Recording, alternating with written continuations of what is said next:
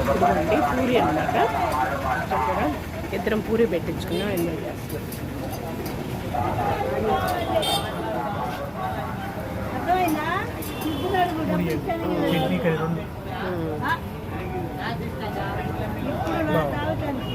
Taste ఎలా ఉంది?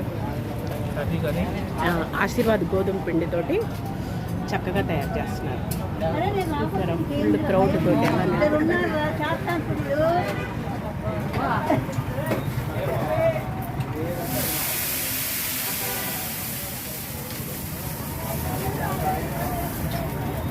Super.